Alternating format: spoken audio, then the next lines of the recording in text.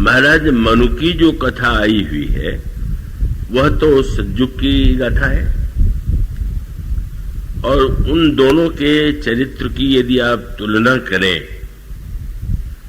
तो महाराज मनु ही आगे चल करके दशरथ के रूप में जन्म लेते हैं,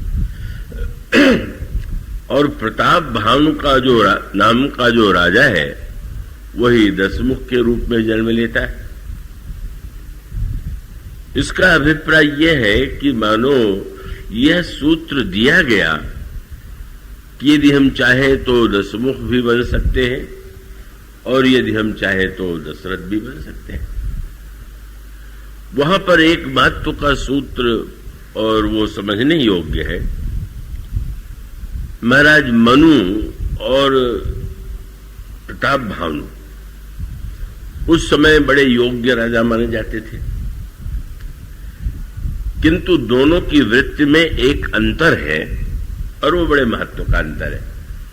और वो अंतर ये है कि मनु ने बहुत काल तक धर्म पूर्वक राज्य किया, राजा के कर्तव्यों का पालन किया, और वह वृद्ध हो गए। और वृद्ध होने के बाद अचानक उनके अंतःकरण में यह बात आई कि क्या मैंने जीवन के उद्देश्यों को पूरी तरह पा लिया? क्या मैं ये कह सकता हूं कि मैंने जीवन के चरम लक्ष्य को पा लिया है?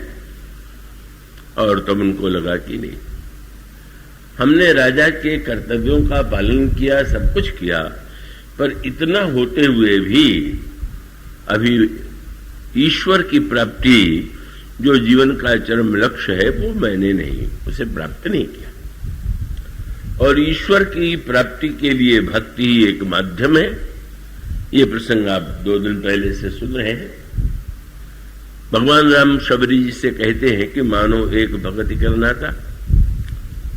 तो महाराज मनु वृद्ध होते हैं तो बहुधा ये अवस्था का शरीर का क्रम है। पहले वो नन्हा बालक होता है, किशोर होता है, युवा होता है, तरुण होता है, और उसके पश्चात वृद्ध हो जाता है। पर उस वृद्धावस्था को हम चाहें तो अभिशाप के रूप में देख सकते हैं, लोगों को दिखाई भी देता है। अनेक लोगों का जीवन वृद्धावस्था में बड़ा ही कष्टपूर्ण हो जाता है।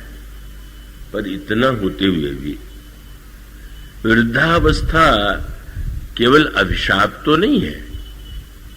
वृद्धावस्था का अगर हम सही सही उसका अर्थ ले सकें, सही सही उपयोग करें तो वह कल्याणकारी हो सकती है, जैसा कि महाराज मनु के जीवन में हुआ। इसका अभिप्राय यह है कि कई बार तो होता है कि युवावस्था से ही व्यक्ति भयभीत रहता है कि क्या हम बूढ़े तो नहीं हो जाएंगे। मानो वृद्धावस्था आने के पहले वो वृद्धावस्था का भय उसके ऊपर सिर पर सवार हो जाता है। और अगर कभी वृद्धावस्था की दिशा में जाए तो या तो कवि केशवदास के समान दृष्टि हो या गोस्वामी तुलसीदास जी के समान दृष्टि हो। गोस्वामी तुलसीदास जी भी राम कथा का प्रेरण करते हैं रामायण के रूप में, और कवि केशवदास बड़े विद्वान कवि रहे हैं, और वो कवि केशवदास ने भी श्री राम के चरित्र के ऊपर जो ग्रंथ लिखा है वो रामचंद्रिका के नाम से प्रसिद्ध है।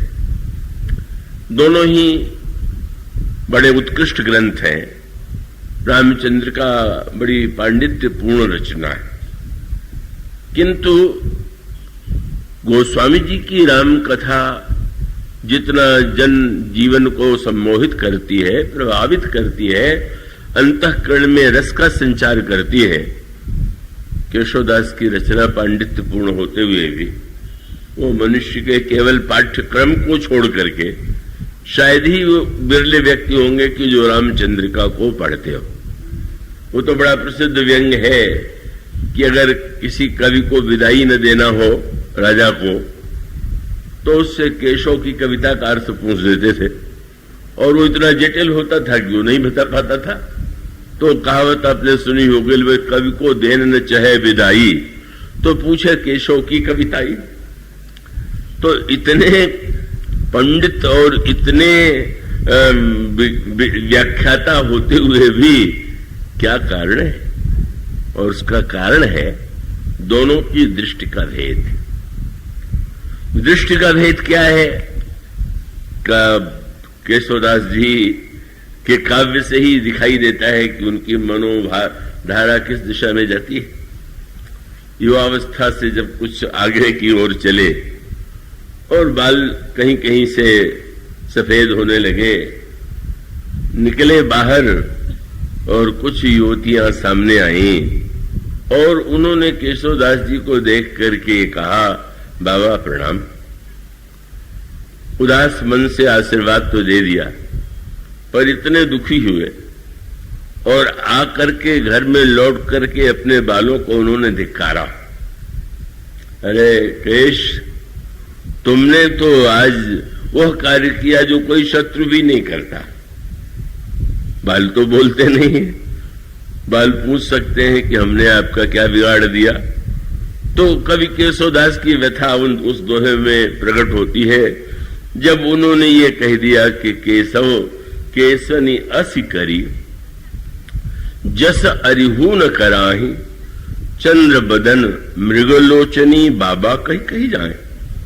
सुंदरी युवतियां मुझे बाबा कहने लगी। बाबा तो बड़ा सम्मान का शब्द है, प्रसन्न हो सकते थे कि सब मुझे सम्मान दे रहे, पर बाबा शब्द से उनको पीड़ा हो गई, कष्ट हो गया कि क्या लोग मुझे वृद्ध समझने लगे क्या। इतना मानो रामचंद्रिका की रचयिता होते हुए भी उनकी दृष्टि, उनमें पांडित्य हो सकता है, पर विषय परायणता की वह दृष्टि। और दूसरी ओर तुलसीदास जी कि वृद्ध हो गए तो कम भी सुनाई देने लगा, दिखाई भी कम देने लगा। बहुत लंबी आयु गोस्वामी जी ने पाई थी, केशवदास जी की अपेक्षा उनकी आयु बहुत लंबी थी। तो वृद्धावस्था के रोग कष्ट तो उनके जीवन में भी आए ही, पर उनकी वृद्धावस्था के प्रति दृष्टि दूसरी थी। शिष्यों ने जब गोस्वामी जी से कहा कि आपके लिए कोई अच्छा वैद्य ले आवे, वैद्य जी आपको कोई औषधि दे और उससे आपके शरीर की शक्ति बढ़े, हम लोगों को बड़ी इच्छा है कि आपका सानिध्य, आपकी सेवा हमें अधिक से अधिक दिनों तक प्राप्त हो। गोस्वामी जी ने देखा तो बड़े स्नेह से कहा, ठीक है, आप लोग मेरे लिए वैद्य अवश्य बुलाइए, पर मैं बता देना चाहता हूं कि जिन रोगों की आशंका को लेकर के आप दुखी हैं वो मेरे जीवन में नहीं। और उन्होंने कहा, अगर वैद्य आवे और देखे कि मेरी कान कम से कम सुनाई देता है तो ऐसी दवा की आवश्यकता नहीं जिससे बहुत सुनाई देने लगे। आंख से यदि कम दिखाई देता है तो ऐसी दवा की आवश्यकता नहीं है कि मुझे दिखाई देने लगे। पर उनका वो दोहा कितना भावपूर्ण है, जिसमें कहते हैं, श्रवण घटहु पुनि दृग घटहु, घटहु सकल बल देह, इते घटे घटिहे न कछु, पर घटे न हरिसो ने। कहीं भगवान से मेरा प्रेम तो कम नहीं हो रहा है। अगर प्रेम कम हो रहा हो और वैद्य के पास कोई ऐसी दवा हो कि जो हमारे प्रेम में वृद्धि कर दे, तो हमें उसे वैद्य की ही आवश्यकता है। तो वो दोनों की जो दृष्टि है, राम कथा, राम चर्चा, राम के विषय में लिख देने मात्र से कोई श्री राम का भक्त थोड़ी हो गया। एक व्यक्ति अगर अपने पांडित्य के प्रदर्शन की दृष्टि से लिखे और उसका दृष्टिकोण सांसारिक हो, तो पांडित्य की दृष्टि से रचना ऊंची होते हुए भी वो वस्तुतः भक्ति के संदर्भ में उसका कोई विशेष अर्थ नहीं। तो यह जो दो दृष्टि है, इसका अभिप्राय है कि मनुष्य के जीवन में शरीर के साथ हर तरह की समस्याएं आती हैं। जीवन में केवल रोग की नहीं, शोक की नहीं, अनेक अनेक समस्याएं प्रत्येक व्यक्ति के जीवन में आती हैं। पर उनको हम किस दृष्टि से देखते हैं और उसे हम किस अर्थ में लेते हैं। इसलिए महाराज मनु की विशेषता यही है कि वृद्धावस्था में उन्होंने एक गणित किया। दुकानदार जब दिन भर दुकान चलाता है तो इतने से वो संतुष्ट नहीं होता है कि कितने ग्राहक आए, ग्राहकों को देख करके प्रसन्न तो होता है, पर दिन के बाद जब वो दुकान बंद करने लगता है तो फिर वो हिसाब किताब मिलाता है कि वो ठीक ठाक है कि नहीं। वृद्धावस्था में हिसाब को ठीक करने का समय, जीवन में जो व्यापार किया अब मिला लेना चाहिए कि वो हिसाब किताब ठीक ठाक है कि नहीं ठीक। अब दिखाई दे कि अरे भाई दिन भर तो ग्राहक आए, बड़ी बिक्री हुई, पर घाटा हो गया।